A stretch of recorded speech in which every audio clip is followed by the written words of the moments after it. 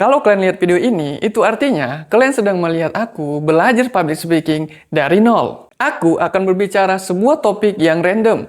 Bisa dari sebuah benda, dari sebuah hal, atau dari sebuah peristiwa. Aku akan berbicara tentang topik tersebut selama 5 menit, tanpa dijeda dan tanpa diedit. Hai, aku Malima Sukri, 28 tahun. Ayo kita mulai.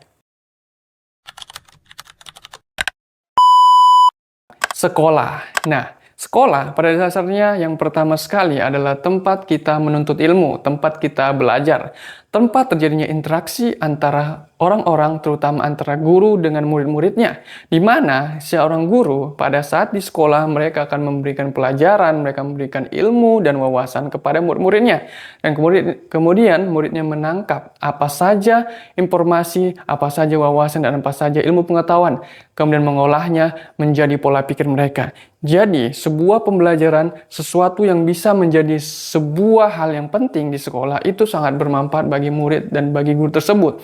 Tidak hanya seorang murid yang mendapat pelajaran dari gurunya, ternyata banyak sekali juga guru yang mendapat banyak pelajaran dari sekolah itu sendiri, baik dari muridnya atau dari lingkungan yang ada di sekitar sekolah tersebut.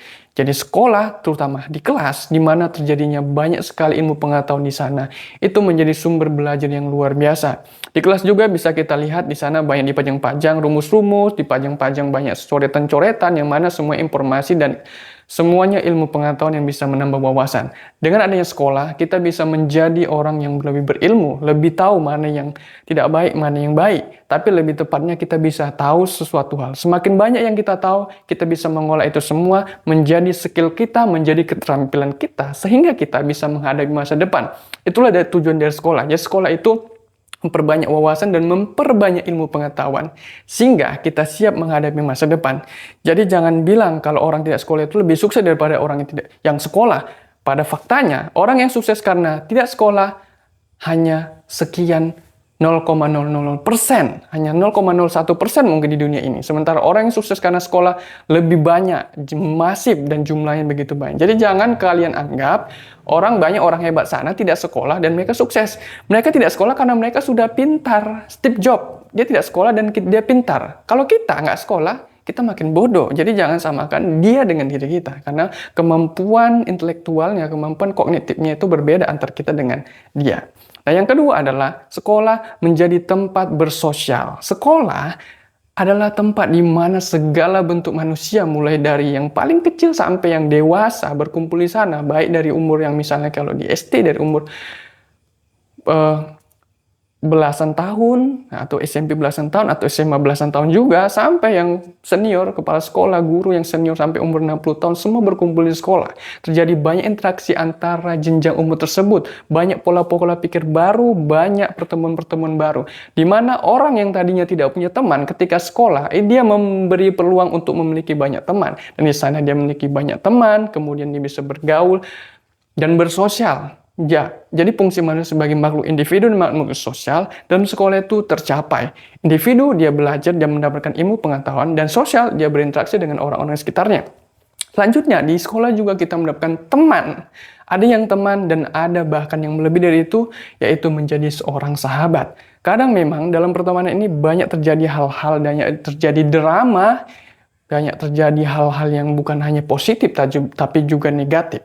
Drama-drama yang terjadi bahkan sampai perkelahian, bahkan sampai hina-hinahan, tapi itu semua hal yang wajar di sekolah. Semua hal itu terjadi di sekolah bukan untuk dihindari, tapi untuk dihadapi sebagai tantangan. Karena nanti setelah kita lulus dari sekolah akan ada tantangan yang serupa tapi lebih kompleks dan lebih sulit dihadapi daripada hanya di sekolah tersebut.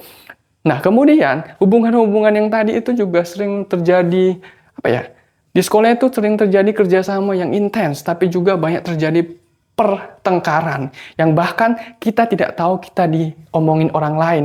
Gibah ya, kalau zaman orang sekarang namanya gibah. Itu kita sering sekali digibahi orang lain, tapi kita tidak tahu. Atau kita taunya dari orang lain.